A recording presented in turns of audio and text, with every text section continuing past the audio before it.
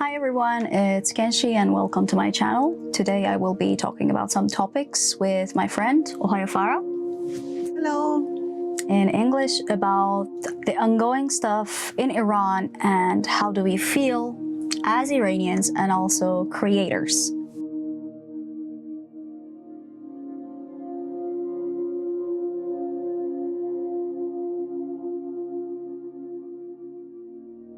This might be a little bit of different video compared to the other stuff that I have recorded in the past. And first of all, I want to say this is not a political video. This is not an assumption or a prediction on what's gonna happen or what might happen. This is just a video about sharing our feelings and also talk about the facts that what has happened in Iran. If you're interested in knowing more, please bear with us. So to start, I don't know how many of you are following the news, but one of the biggest civilian massacres has happened in Iran in the last 40-50 days. More than 30,000 innocent protesters were killed by the Iranian government on the streets when they were just asking for their rights. And there was an internet shutdown for more than 12 days. A lot of people went to protest and then suddenly everything was cut. The internet was shut down for 10-12 days. Midway, we keep seeing news about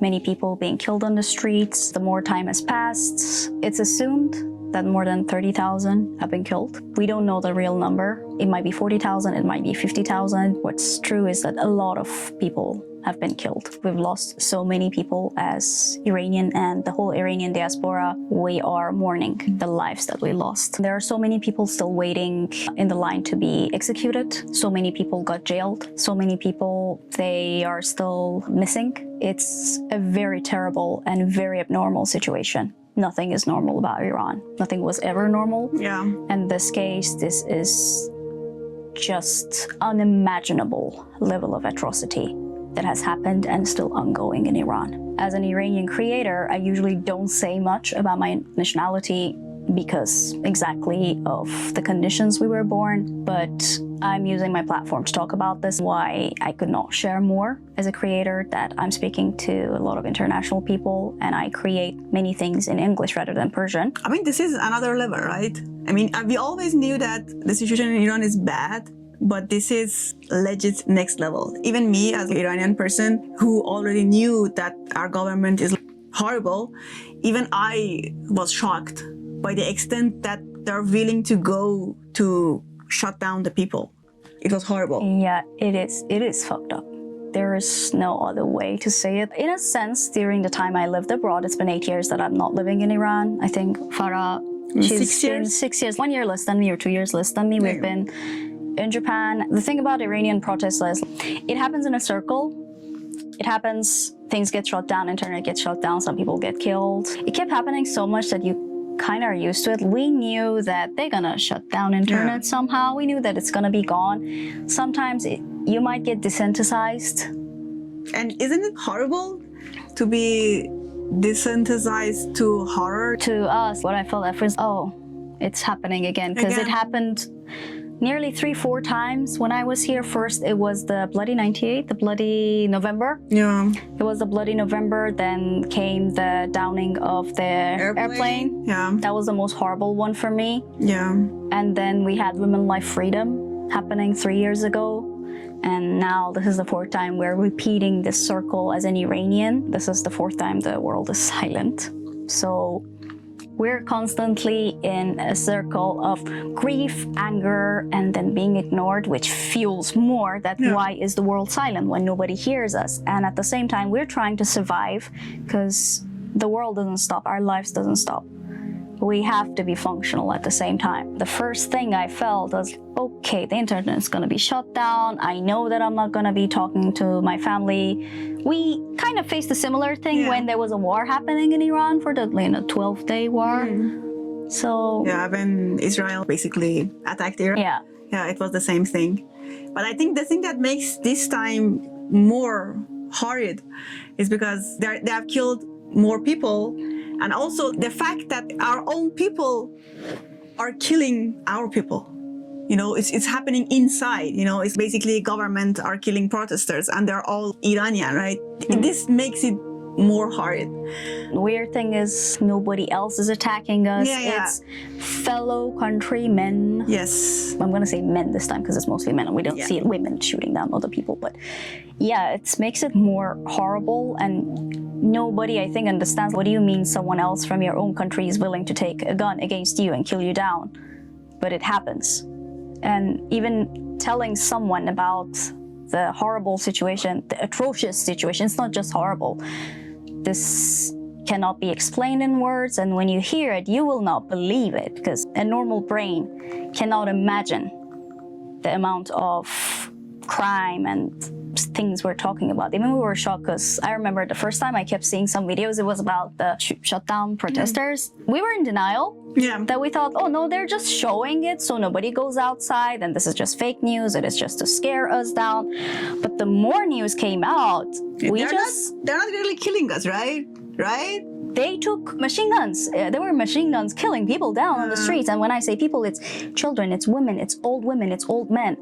Anyone, any age, without any kind of discrimination. Normal people. They were killed in front of their doors. They were killed just because they wanted to go take a look. People were headshot.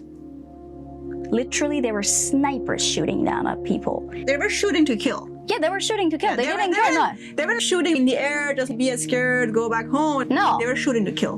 We are going to kill these people. They dehumanized their own people. It's just unbelievable even when we're talking about it, but it's the shock and the trauma of what we're going through. It put us through a very weird spiral, because even as Iranians, we did not see this coming. We know they're horrible and everything, but we honestly didn't think that the people will be shot down. And if you talk to the survivors on the streets from Iran, we're still in shock. Why are we alive? We didn't think that they would actually bring machine guns on us. For us, it's just a mix of emotion, grief, paralysis, anger, mourning, anger. We're all angry and we cannot put it in any other vessel. In my case, my sleep was fucked up. I kept waking up in the middle of the night and I kept making a lot of errors in my work to a level that it was actually pointed out. And they were understanding. I would have one-on-ones and my manager would be like, okay, how's Iran? We're sorry that this is happening. And they tried to be understanding as much as possible, but they were also like, just be careful, we understand it, but at the same time, you are expected to function at the level. And at least my company is a little bit international, so they are up to date with some sort of news, but other people, we feel the world doesn't understand or even talk about it enough. They don't. What we do is we try to use our platforms just to keep sharing news. So most of our days were spent in reading news, recycling terrible news. It's about death and about horrors. It's not something new that you put your body through, but we felt if we don't read it, we're guilty. We all have a survivor guilt inside Iran and also outside Iran, because we were the only ones who had internet, and we feel like we should be emailing, we should be tweeting, we should be hashtagging. In my side, I kept sharing stories so other people can see that this is happening in Iran. These names, they're not just number, they're somebody that I knew. I mean, my family, they were all okay, but what about my friends? I kept thinking that we all know that somebody lost someone in here. When will I get to know that a friend of mine has passed away? No, not passed away, killed. What if someone I knew was killed? What if someone she knew was killed?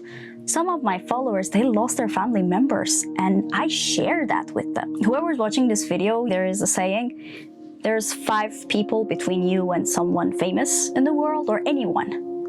You watch it, you know me, I know someone, and through 2-3 people, you're directly connected to 40,000 killed people. For my case, I don't do a full-time job, so I'm always home. I'm a creator, I'm an artist. I paint, draw, and just make YouTube videos and do Instagram. So for me, everything has stopped, because to be able to create, you need, good energy, positive energy, being in a good mood, which of course I wasn't. I was just checking the news, seeing all these dead people. I wasn't even sure if my family are okay or not because the internet was shut down. So basically my whole life has stopped. I really envied my husband who went to work every day because he had to go to work. I mean, he needs to make money. But I was envious. I was like, I wish I was forced to just go to work. So I won't have to deal with this on my own at home, scrolling the news and not creating art. And then at the end of the day, just be, okay, I lost another day without doing anything, just wasting my life away, just doing nothing. And it was a mixture of feeling of guilt of not being in Iran, not being able to do anything, and another guilt of not doing anything. After the internet came back up and my brother called me from Iran, he told me, don't worry, nobody has been killed from our family. I had this mixed feeling of, okay, I'm happy that nobody died in my family, but at the same time, I felt horrible of this happiness that I was feeling because there were so many other people who have been killed. It's just really indescribable. I don't have a word to describe how I felt at that moment. That mixture of happiness and feeling that now I feel relief. It didn't felt right to be happy and relieved because I knew that so many other people have lost their lives and there are so many other family members that have heard the news of somebody has died. The only things I could do was I kept putting up stories on my Instagram. I was mostly targeting my foreigner friends because I'm Iranian, knew what was happening, right? So I was trying to just use my platform to tell my friends, okay, this is happening in Iran, be our voice, share the news, just help us. Putting hashtag on Twitter, putting up stories on Instagram, and then I was trying to email to different part of the world, like to embassy, the places that I could reach out to say, okay, this is happening in Iran. Please hear us, please do something. And nobody really did. Yeah, that's the dilemma I think you feel as an Iranian. Your friends can hear you, they don't understand you, and they have their own lives. They talk about normal things when everything is really not normal about us. You cannot be angry at them because at least we understand. Some people, it's also understandable that some Iranians are extremely angry because, as I said, nothing is normal. This is not a normal condition anyone's mental health or body should go through anywhere in the world. This is the next level of trauma. And you also cannot trauma dump people by force.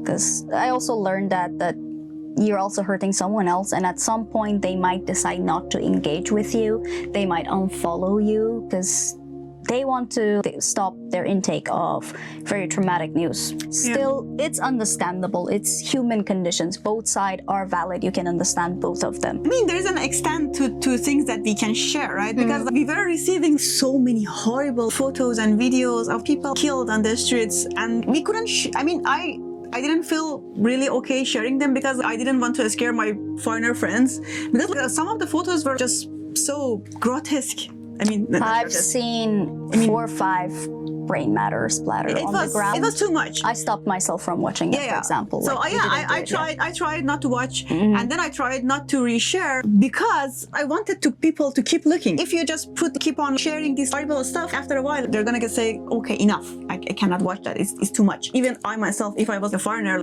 I wouldn't follow that person. So I tried to put a filter and then reshare it. And I did the same thing with my friends. I had so many friends who reached out to me, not non-Iranian friends, and they comforted me, told me that, yeah, we are with you, we see you. If you need anything, if you want to grab a cup of coffee, let us know. I was so grateful. When they were asking about the situation, of course, I tried to explain to them what is happening, but there is an extent I could go, I could tell. After a while, they would be, it's a little bit hard to believe, which I agree. It is unbelievable. The stuff is happening is really unbelievable. So I was at this point that I'm happy that my friends are understanding, but at the same time, I cannot really tell you. You cannot understand me. It is not your fault. I know that you do want to, but at the end of the day, you can't. They were living their own life. They went to ski trips, went to parties. They were having their everyday life. Everything was normal. And then nothing was normal for us. And there was this huge contrast. It was, okay, what can I do? I'm dying on the inside, and the whole world is just moving on. Nothing happened. Nothing happened. Yeah, same for me. Some of my friends did reach out to me, or they reacted a lot to my stories. I appreciate them a lot. It means a lot to Iranians, your support. Knowing that you know, I think it's enough. It's enough. We are all normal people, right? I mean, my friends are not politicians or anything. They're just normal. They can't do anything, even if they want to. So the fact that they know I think that's enough. That's enough. We feel we could do something. The more people know what's happening, we feel we did what our platform is for. So thank you. If there's any Iranian next to you, reach out to them. Just invite them maybe for a cup of coffee, or even saying that, hey, I heard the news. I'm sorry that you're going through this. Sometimes that's more than enough for all of us, because we feel unseen, invisible to the whole world, which is sad. For myself, my partner is non-Iranian. He's also a foreigner. He doesn't know much about Iran. It's also understandable. We don't know about many other countries as well. And you don't know when you keep up with news that's happening. So all he could do, he would listen to me and was like, I'm sorry you're going through this. I'm just here to listen. He did not offer an opinion, which is also important in these. Which is, I think it's good. It's better not to. Because we're not looking for opinions. Yeah. He would just listen and was like, I'm here for you. He tried to filter my view time of the news as much as he could in a very positive, good way. It's like, I understand that you want to see it, but at least when you're trying to sleep, don't do it. So you would feel alert. Do it 5 minutes, or I don't know, do it 15 minutes.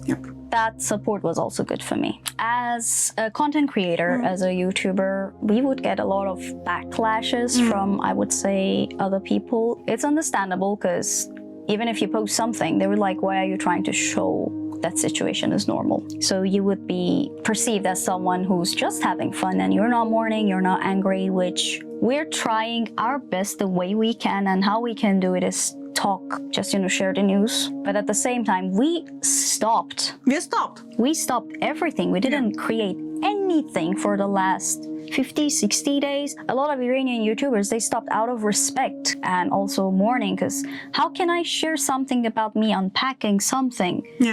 And most of our followers are from Iran. How can I just talk about something so random and redundant? Like, hey guys, I bought this. It doesn't feel right. It didn't really feel right to just continue creating. But I mean, at the same time, what's the problem is, because this is our identity. We identify ourselves as content creators. The thing that happened is just, at least for me, I felt that I lost my identity because I couldn't create. So then what am I doing? And when you stopped, or you don't post things about your niche, when it doesn't fit into the algorithm, you also don't get monetized. My whole aim all these years, I'm trying to get monetized, but when you put a big break between what you're trying to do or what you're putting on your stories, which we never regret any of it, I would do it any day, anytime. That's the least we can do. But when there's a break, there is no new followers, and people would unfollow you. And when you're not fitting into the algorithm, there's no way you're going to grow and get monetized. And then that's the question. Am I a creator or not? We enjoy doing creative process. She enjoys it, I enjoyed it. But then you stop it and it frustrates you. You get sad that you're not creating. And people are not really understanding of creators. They just, you have it easy, you're having fun. But this is my job. I want to get serious about this. I want to get monetized. I want this to be my livelihood. It's not even about Iran. It's the same thing is happening in other countries. They don't see creators as a serious job. I have this feeling of not being understood as a creator. When I told people I stopped everything, my whole life has been stopped, they really didn't understand. They were like, okay, you were always at home, so you're at home. Before I was at home creating stuff. My YouTube, making content, like planning, drawing art, planning. But now I'm not doing that. And you are going to your job. And it's really frustrates me to hear this from, especially the people who actually go to work and have like a jobs. You're going to your work every day normal. I know things are not normal. I'm not saying that. But you still have your routine. You wake up, you go to work, you come back from work, you have your routine, which we don't have it anymore. So it was also this aspect of not being understood. I mean, as Kenshi said, I don't regret not uploading, because that's the least we could do. But we are also in this gray area of how we should proceed moving forward. So we don't get attacked at the same time, because it's easy to deal with misplaced anger, which is also understandable. We are carrying a lot of grief and a lot of anger no normal human being on earth ever should face, but we do it as Iranian on top of the 1,000 things, the trauma of experienced life. As an Iranian, it's on top of everything. But how to proceed, how to post stuff, how to create. For me, I feel I have 1,000 ideas that have been piling up, and I have this very bad anxiety. How am I gonna do it? Am I gonna make it in time? Or am I gonna be able to grow back again? Because there's so many things to talk, but we caught the algorithm. Yeah, we did.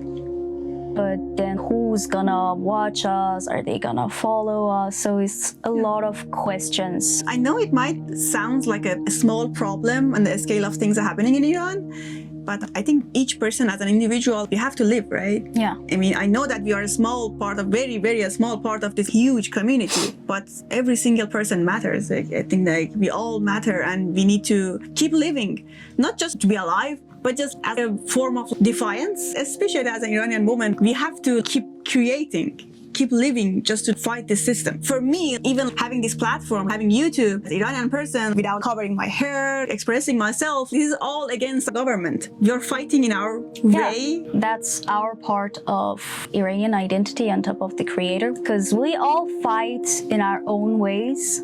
You don't know what kind of price everyone paid. Even if someone is silent, they paid a different price. Yeah. I paid my price as an Iranian woman reaching here, being alive. Yes. And reaching abroad. Yep. We just got lucky, but so many people, they don't don't make it. A lot of women don't, and that's the truth. I paid a lot of prices. We got the government-related people. I was involved with one of them, and I was abused by them. Yet I'm here.